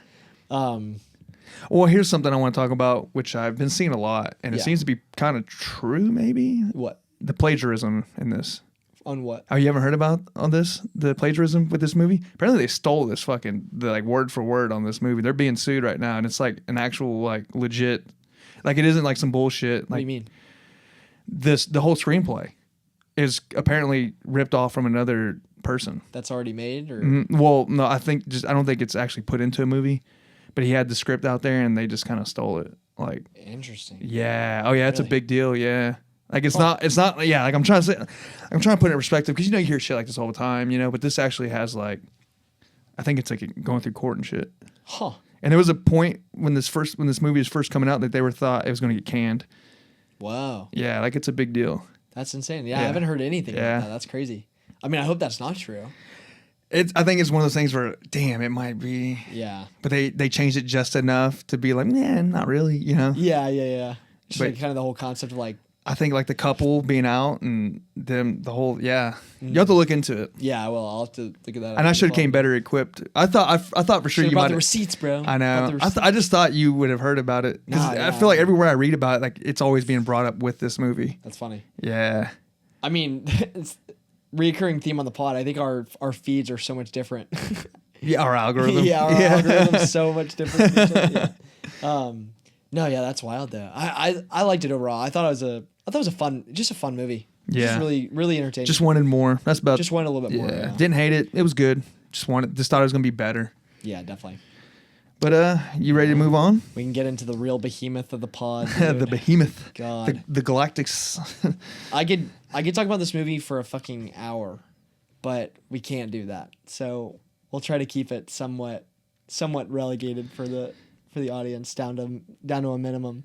So this is But- spoiler free part. Yeah, spoiler free for Fantastic Four: First Steps. Go ahead. I want to hear your opinion first. So mine, you gotta think. I went in, I watched it Not by a big myself. Superhero guy. Not a big the biggest Not a big super. Marvel guy either. If I like it, I like it. If I don't, I don't. I'm not really. I like Blade. Like that's something I get hyped for. Standalone movies is what really gets me when it comes to superhero movies. This is a standalone movie. It's a part of the MCU. Oh, okay. I see. You know what I meant? Yeah, I see what Like you're saying. Batman, like Dark Knight. Yeah, or Wolverine. Outside of the Deadpool. cinematic universe. Yes. So I'm going by myself. I'm not like hyped. Like if you have friends and all, it's like it makes it funner. Yeah. So I'm watching it. I feel like from an honest perspective. Okay. I get into it. I'm watching it. I want to say right away, I thought like the retro vibes was great. Yeah, I thought it 50 looked. setting is I so thought the good. CGI was great. Obviously, the baby was kind of stupid, but whatever. That doesn't bother CGI me. baby never works. No, Never fucking works. neither does like a fake toy baby either. American Sniper. Yeah. Yeah, dude, that was awful. But so I thought it looked great. I thought the CGI looked really fucking good. Like I thought the robot the whole time I was like, is this practical? Yeah, Like the little Herbie? hope. Yeah. Yeah. What I didn't like, I thought. All right, I was getting into a spoiler, so this is gonna be a little edited. I didn't like the dialogue. None of the jokes worked for me. I thought the jokes were just like, woohoo. I don't know, too like. I didn't think it was trying to be that funny though. Oh, I feel like the stakes are so high in this movie. It was so. I feel like every other moment they were trying to be funny. All right. Yeah, I don't know. It's damn. I almost got into another spoiler like at the end. Yeah. I thought Silver Surfer was cool as hell. Her intro was dope as fuck. And then I thought as the movie went on, I liked her character less, just because I feel like they made her more human as it went on. And it kind of, I liked her more as like this mysterious, like almost like an android type, like robotic, like you are doomed type. I like that vibe. Galactus looked cool as fuck. I'll say that. Like one of the coolest villains I've seen. Like, so I'll give it that. Overall, I thought Superman was better. I know everyone's kind of comparing the two, but I thought it was better than all the most recent Marvel movies. I still thought it was like just like in the above mid range. Like it was good, didn't suck. It was good. Like going forward, I think it's a great setup going forward, and I like the future of it. So I don't hate it. Yeah. I just didn't love it. and it was like, like a little bit above mid for me. I think I gave it like a 6.5. Okay. That's fair. I'm way higher on this than you are. Yeah. I'll preface this for anybody that's watching. Like, I am a big Marvel fan. I'm way more of an MCU guy than you are. So I definitely I'm gonna say I'm a DCU guy at heart. So. Yeah. So I'll definitely admit my biases here. Okay. But I thought this was such a return to form. It felt very much reminiscent of like Phase 1 MCU, like just like very like it didn't feel like it was trying to set up anything. Like it was really just like its own standalone thing, and I love that. And I thought the story itself, like the stakes were so high. Like it felt bigger than what it really the stakes felt bigger of a movie than what the movie actually was, and where it turned out to be. I think all the characters were really good. I think Pedro finally got to act in this movie and give a performance. I feel like even in Eddington, like I don't think he's really gotten a lot of room to flex anything, Like he was just kind of Ted. Like he was just like kind of playing himself almost, it felt like. Mm-hmm. But in this movie, like he plays a really good Reed Richards. He's not my favorite iteration, but he plays a really good Reed Richards that's like, you can see he's like actually, he's so intelligent, but it's almost like a hindrance on him because he can't find that emotional ground to like find everything else. He's autistic. Yeah, a little bit. He's not really emotionally there, but he's like. Yeah, but what grounds him is like that whole family dynamic that they build throughout the whole movie, and that's like the strongest part of this whole movie to me is just like the interactions between the four main characters. Mm-hmm. I loved the Thing, Ben Grimm, dude. I thought he was my favorite. He was my standout actually. Like I haven't heard a lot of people say that online, but he was my favorite like character in the movie. Like I think Eben Moss-Bachrach, who played him, voiced him, whatever, did the mocap suit, was like so good. I think Johnny Storm was a little miscast. And I've been seeing that online too, and I think I agree with that a little bit. Like he's really good as Human Torch, but maybe just a little. It just didn't fit the vibe of the character as much. Like I feel like Chris Evans was a perfect Johnny Storm, like in the OGs, even though those movies are like really mid. Yeah, well, see, that's what I was saying. Like I feel like every scene he was in, they tried to make him say something funny, and it just wasn't working for me. I liked his superpowers and shit, but I just felt like the funny with him specifically was forced way too damn much. Yeah, the jokes fell a little flat. Like even in my movie theater, the jokes fell a little flat from him. But I did think what he was saying, I think what was written for him was funny. Like, oh yeah, like I'm just a guy who loves women. And it's like, oh whatever, it's like. I thought that was like perfect for like Johnny Storm to say, but I think it's like Joseph Quinn like not being the exact right fit for the role is like what made the jokes that were written for Human Torch not land as much. Mm-hmm. So I definitely agree with you. Like the humor is kind of hit or miss, but there's moments where I think it did work. Like everything with the Thing and like kind of the family humor, I thought that was all really well done, and just like how they riff off each other and everything. Mm-hmm. Invisible Woman for me is like the biggest standout though. In terms of like actual like characterization and how much she has to do in the film. And I don't know, dude, like Silver Surfer Galactus, the CGI fantastic, looks so good. And there's a space sequence in this movie. I won't say anything about it specific for right now, but the space sequence in this movie is like one of the best things I think Marvel has ever done. In just terms of like, I don't know. It just felt so cool in IMAX, dude. Like it felt like I was almost watching like something out of Interstellar. Like, and it is ripped very similar from Interstellar for what they're like involved in. But them going to space to have to confront Galactus, and I won't say too much other than that, but like it felt grand. It felt huge. Like it felt it deserved to be in IMAX, filmed in IMAX. For sure. And, where it ends was unexpected from where I thought it was going to go. And I think the ending was what really sold it for me. And I think the pacing throughout the movie is really good until you get to that last third act and things get really messy. Mm-hmm. And it's well-directed movie. Performances are good. The world looks incredible. They create this separate Earth, or Earth 828, that 828 is based off of Jack Kirby's birthday. Jack Kirby's like one of the main creators of Oh, that's Marvel cool. with Stan Lee. So it's a cool little ode Yeah. to him. But dude, it's just pacing, man. This movie to me could have been 30 minutes longer. And I think it needed that to breathe, to set up this world and to like set up the stakes better and to characterize the four, because you're not, you know, in a traditional superhero movie, 2 hours might be enough to set up one main character.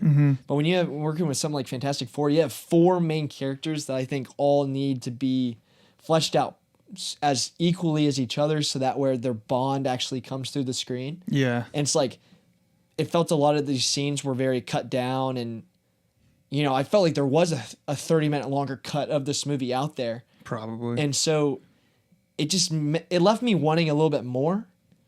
And it left me feeling like the third act was rushed, pacing was kind of poor and a little messy. But the positives for me for a Marvel movie were so much higher than the negatives that I can almost like look past some of it.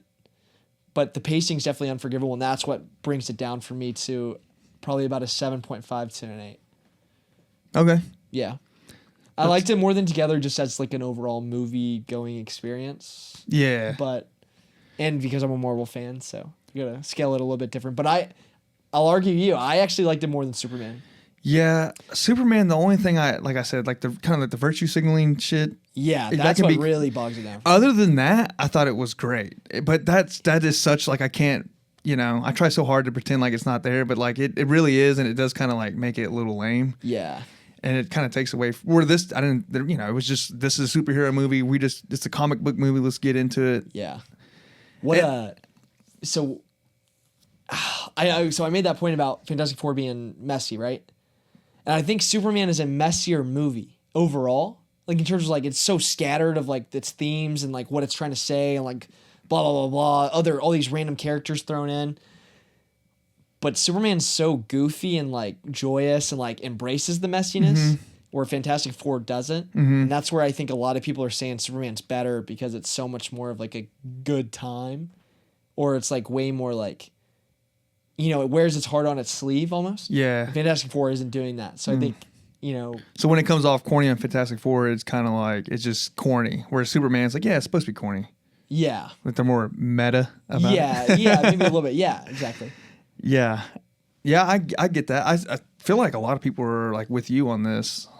I feel like it's only DCU fanboys that are like saying No, Superman. I feel like every superhero fan I've been seeing talk about this Really? movie is thinking that Superman is better than. Damn, see, we got Four. different algos. I I've been know. seeing like Fantastic Four like 4-star. So my algo's Letterboxd. shitting on my views, and Yeah. your algo's shitting on yours. Yeah. Damn, we're getting humbled by our algorithms. Yeah, man. That's right. So sad. So sad. But do you want to get into spoilers? Yeah, we can. I will say before we get into spoilers, this is the quintessential Fantastic Four movie though. Like this knocks all of the other For sure. 3 or 4 out of the park. Yeah. Like definitive Fantastic Four movie, and I'm so happy to see these characters finally get some justice on screen and to see them be characters that I can't wait to see interact with the rest of the MCU and how they play into the future of like going into Doomsday and Secret Wars, because they do feel like they're going to play a very important part. Oh, for sure. So, yeah, I don't know. I just like I would totally recommend it if you're a Marvel fan. Like this movie made I think made about 7-8 million less than Superman at the box office. Which I figured. Yeah, it's kind of crazy, but I think that's just like Marvel still trying to earn What's back Superman, bro? Like Superman, like Superman's- just the name alone. is iconic. It's yeah. like the most popular superhero of all time. Yeah. I will say, I think it is more so like Marvel's still trying to get back in the good graces. Like they proved something with Thunderbolts, but like Fantastic, we were kind of skeptical about Fantastic Four because we were like, all right, like Yeah. one might be a fluke. Yeah. Let me see if the next one's as good. Yeah. And I think they hit on both of those this year. So I think it's I'm like after seeing Fantastic Four, I'm so much more excited for what's like to come. Like I'm almost like more trusting now of them getting back on track.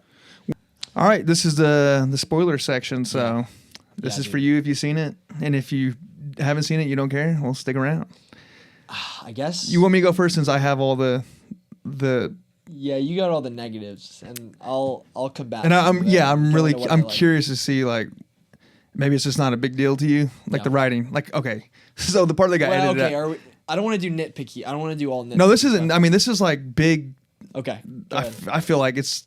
I like first act. I thought it was great. I think as time goes on, it starts getting like the writing's like so like it gets very lazy to me. So Yeah. specifically. Well, hold on. I'll talk about. Well, we can go.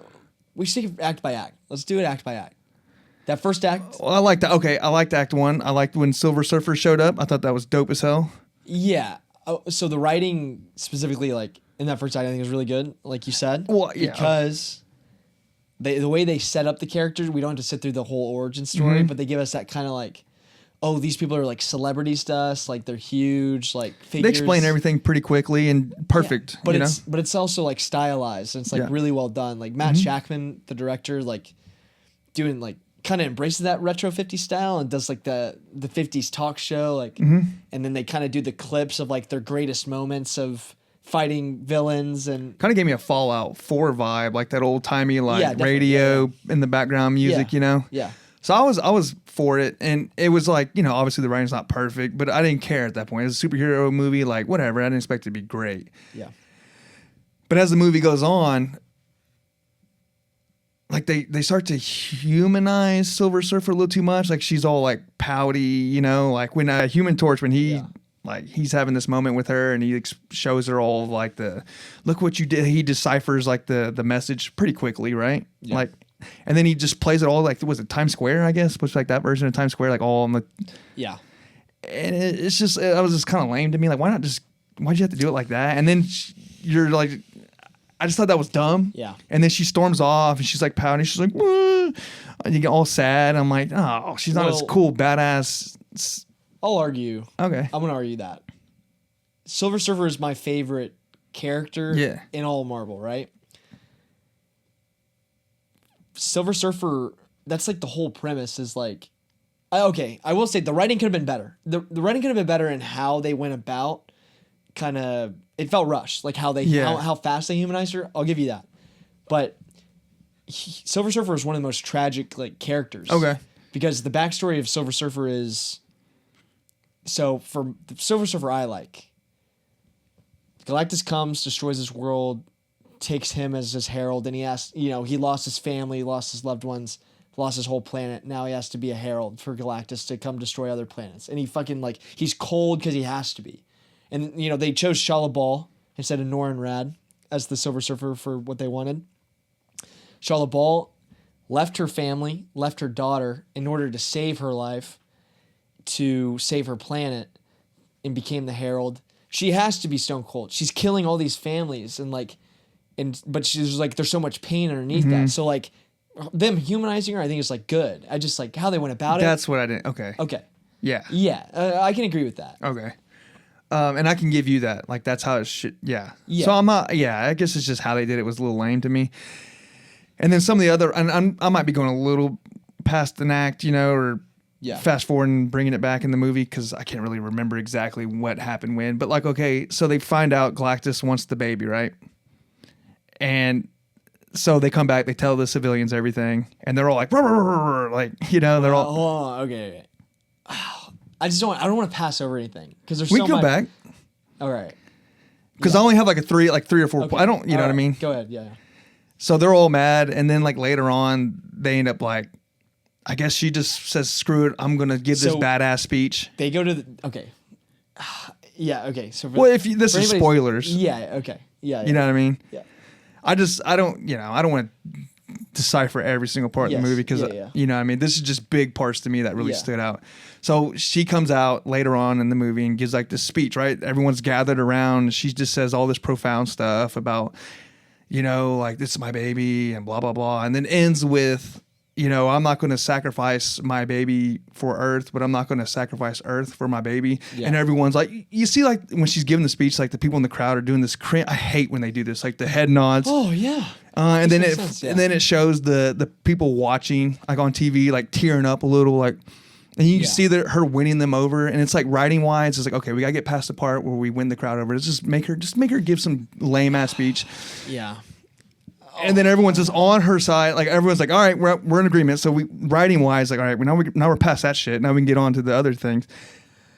And I feel like now this is, I think very lazy writing wise, is like, we're just going to solve every issue with old big brains on Brad. Like, he's just going to go up to the chalkboard and whip up an equation and be like, all right, solved it. Boom. Let's do it.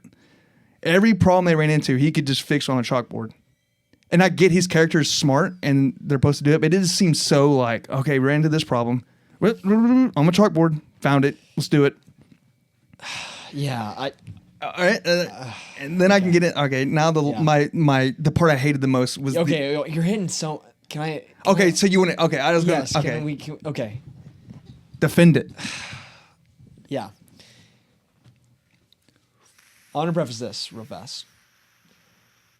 They go to space because Silver Surfer comes down, right? And it's like, okay, Galactus will see you. Blah blah blah. Whatever. They go up to space. Fantastic sequence. Sick. They get into the ship. My favorite part. The scale of the ship, the scale of Galactus, fantastic. So Galactus is basically like, I want your baby because your baby has powers that you don't even know of yet. Because he sees the baby and can feel the energy, the power cosmic coming from Sue's belly. Which is cool. They're setting up that this baby's fucking OP. And Galactus feels like the baby will take away his eternal hunger and now he can herald him. And so he doesn't have to like kill all these people. Mm-hmm. Motivation wise, I saw a lot, and I will say, like, I saw a lot of people criticizing his motivation, Galactus. Like, they didn't feel like he was fleshed out enough. Like, why is he killing all these planets? He's not fleshed out in the comics, bro. Like, he's literally just a world eater. That's just how he is. That's just how he is. Yeah. Your point of, okay, so they come back, Sue has the baby. I actually thought that when she comes out and gives that big speech of saying, like, I'm not gonna say. Yeah, I thought that line was real. I thought that line was well written. But when you're criticizing all the people, I think they legitimately, like, how much time we spend in that first act setting up the world. I think they literally set up why the characters are so goofy and like they're living in this like basically utopia where all the people are like basically they're like gods to them. They're like they've literally created a like utopian society for them. So like. They trust them with their like entire being. Like they have to. But they didn't before she gave that speech. Because they're like being tested like, oh, we're all gonna die. Like they're finally being confronted with like mortality, right? So then it's like they're like, well, hey, like fuck you, like I don't want to die. Like your fucking baby should die. Like I don't want to die. It just seems so like, is that really how people would be though? No. That's the point. It's like the world that they've created is like they're like it's this goofy like 50s like. Hey, Fantastic Four! They're supposed like that's like I thought that they earned that almost like the turn on the dime of them like being mad to like, you know what, they're making a lot of sense. Thank you, Fantastic Four, for saving our lives. Like, I thought that was not bad writing. I thought that was like totally earned from like a story perspective. That's fair. But I'll say like later on, like you were talking about what right after that, like. How they just solved everything with the old big brains on Brad. I will say, like, yes, like it is, but that's the character, dude. I know, and but Mr. Fantastic's so like cornily, so smart, like. But you could ridiculous. Do it better than that. It just seemed like it would. Yeah. It just. Dude. But he's taking L's the whole movie. He doesn't get anything right. He's like solving all this shit, and every single plan that he comes up with fails. But throughout the entire thing. But it kind of solves it kind of like fixes whatever in the moment. It's like a band-aid on like the writing. It's like, okay, now we'll get to the next part. Here's something that should work, and then it doesn't, and it's like, well, back to the chalkboard. Oh, got another one. You know, it just seems like they just keep doing that, and I'm like, that's fine, I get it. That's his character. That's a fair critique, I guess. It just seems so like quick. He's just like, it's like within like 5 minutes. All right, I already got the new plan because I went on the chalkboard. Yeah. You know what I mean? Yeah. Yeah, I don't know. And my biggest qualm with the whole movie is the end, or like the ending battle thing when you get to see Galactus. I'm like, I don't give a shit about none of this. This is gonna make up for all of it because he's so fucking cool looking. He shows up, looks like Godzilla, just shows up like Godzilla. Like the scaling on his size, I think, is a little fucked up because he looks so much bigger in the ship than when he gets on Earth. Yeah, I wasn't even going to judge that either. Yeah. I was like, I just want to see some badass shit. I want people like almost. I didn't feel like the characters were any threat or weren't in any danger really. Really? Not really. I thought he didn't do anything. That's what everybody thought. That's what I thought too. Like Galactus was gonna fucking dog the Fantastic Four. They were gonna lose and kill the planet, and then the Fantastic Four were gonna have to fly away and go to the real universe. Yeah, that's when they meet up with Thunderbolts or whatever. Yeah, that's what I wanted that to happen. Like I thought that would have been sick. But Well, that I'm not okay. Yes, that's what I wanted. Yeah. But I will, I'll take a step back and I'll be satisfied with just something. He just like walked through the buildings and then scanned, and that was it. And then got pushed into a fucking black hole.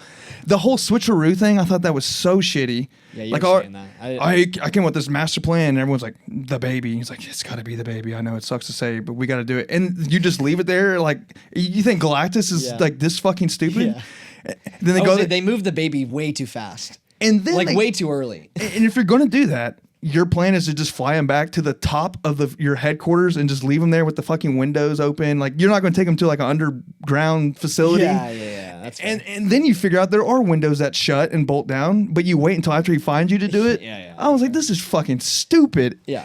And then I feel like the superheroes did more damage to the fucking city than he did when the Thing was like just running through the pillars and knocked it over, which I get. It knocks him off balance, and then your favorite character is like doing all like, I don't even know what her power technically is. Just like, well, it's like she can turn force? invisible, but it's like energy, yes, manipulate, like yeah. And she uses all that to Force like field, like almost like force Yeah. field-y energy. Yeah. It just seemed like they were always kind of like. It went on too long. They were Her always pushing- putting him on an attack. Like it didn't feel like he was. It felt like he was in defense 24/7. Yeah. And it felt like they were like in attack mode, which, in combat wise, you're winning. They were winning the entire time. And then like, he comes out of the portal for like a second. I'm like, okay, now he's about to fuck shit up. Nah. Then Silver Surfer comes, saves the day. Yeah. Very heroic moment for her. She gets sucked up into the portal. Yeah, but we know that ain't the end of it.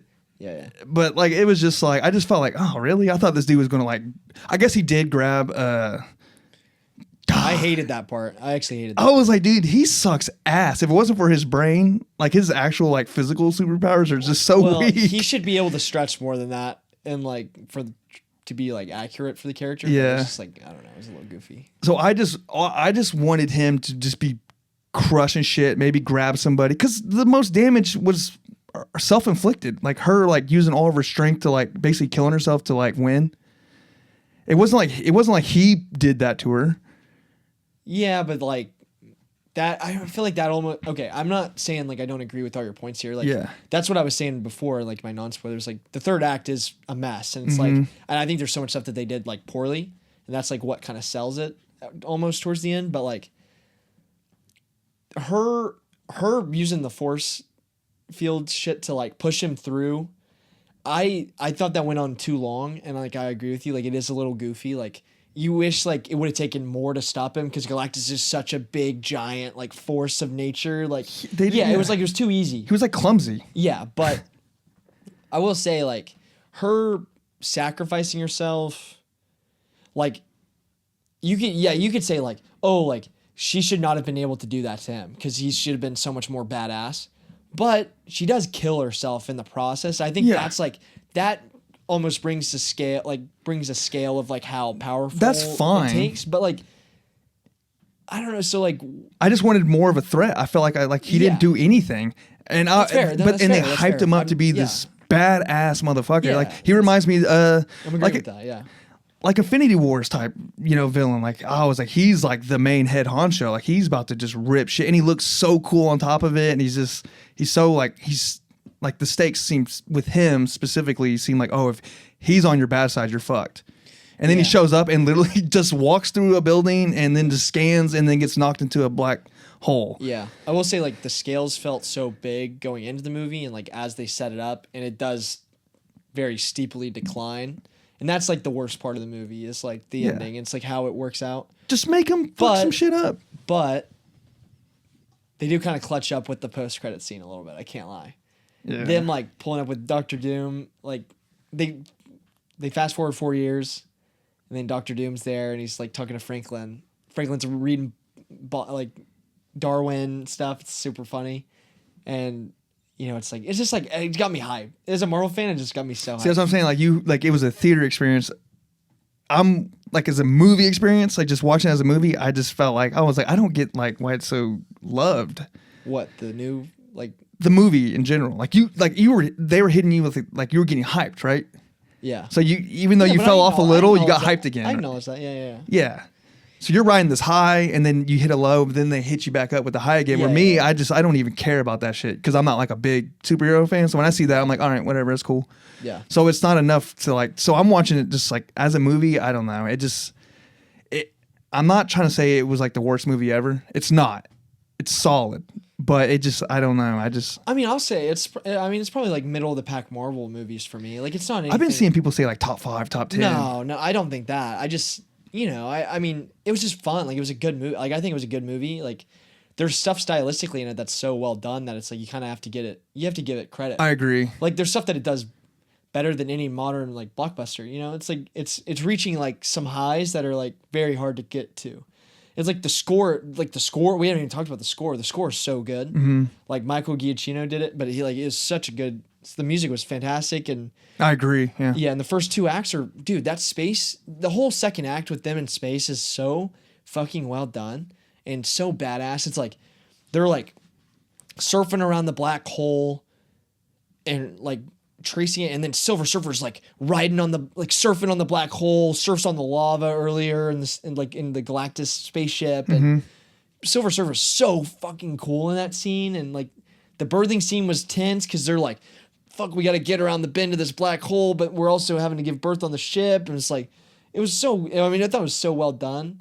And then, obviously Silver Surfer gets sucked in the black hole, and that looked so crazy good. The black hole looked fantastic. Like, there's so many good highs in this first and second act, and so it's like the third act was disappointing, but it's still like, as a whole, like it's a good blockbuster movie. Like I thought it was good. Yes. Yeah. Blockbuster wise, yeah. It was like Marvel and like superhero movie, like I don't know. My scaling for superhero stuff is different than like my actual movies. I guess my biggest thing is like I just wanted more out of Galactus. Yeah, I did just too. because it felt I did like too. he was such like this dangerous guy, and I think they legitimately fumbled by not having him destroy that world. or just destroy something, I mean, yeah, I guess He just walked through buildings. Fuck. I thought he was about to just look and just but blow him shit jumping up. in the water and the tsunami comes through the city, and then he picks up the giant dirt clump out of the ground, like basically picks up an entire That's city cool. block, and he's like, That's a nice little walkout. If Dude, it was badass. That's It a nice was- it was intro. sick. It If was you're a sick. wrestler or MMA fighter, like that's your walkout. Yeah, like yeah, you're yeah. coming out. Yeah, and it's yeah. like, okay, cool, here we go. And now you're just gonna wrestle you're just gonna stand on the cage and coast it out. yeah, yeah, no, that's fair. It's hard when you get stuff like Invincible, and you have like Conquest come at the end of season 3. He's like, heed my arrival, worm. It's Yeah. like some animated, like small, like in comparison, like small character, because there's like way more badass than Yeah. Galactus is. It's like, damn, it's like that. And he looks so damn cool. I just feel like he's a wasted character. He was underutilized in my opinion. Yeah, I hope going forward that they. He's not done though, right? No. Okay. He'll be. I think they're setting up for him to be like the next thing after Doctor Doom. Yeah. So that's like something to look forward to. I hope they get it right more later on. I think like, they will. Whenever they reboot because apparently Secret Wars is supposed to be, they're leading up to Doomsday and Secret Wars, but it's supposed to be like a soft reboot for the entire MCU. So like, Okay. I think they're one to like kind of restart. They didn't want to blow their load right away Yeah, with him. I feel like you exactly. had to though. Yeah. With the state, with where they're at, this Marvel. Especially like just having Galactus in a movie. It's like he's such a beloved like super villain character. So it's like they did him well. Like him in the movie is well done. It's just like at the end, it's just a little anticlimactic. Underwhelming, yeah. underwhelming. So yeah, but overall, that's all my thoughts on it. Overall, you recommend the hell out of it. You liked it. Yeah, definitely. And I'll Go have re- a fun time at the movie theater, bro. It's the last big movie of the summer.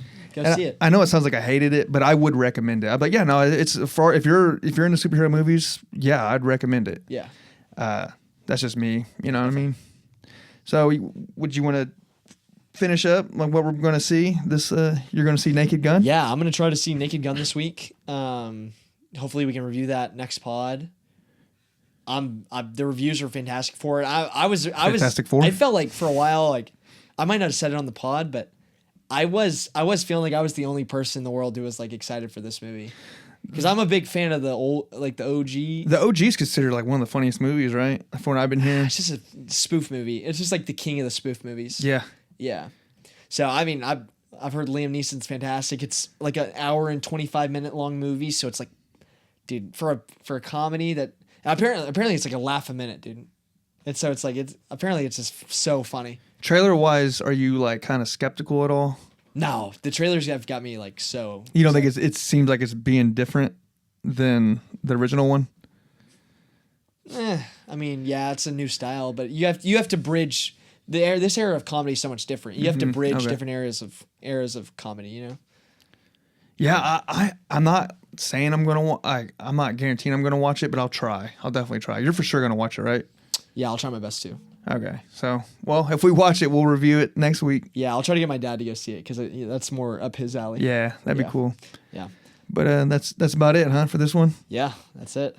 So if you made it this far and you're still listening, make sure to like, subscribe, share it, hit that notification bell, and stay fantastic.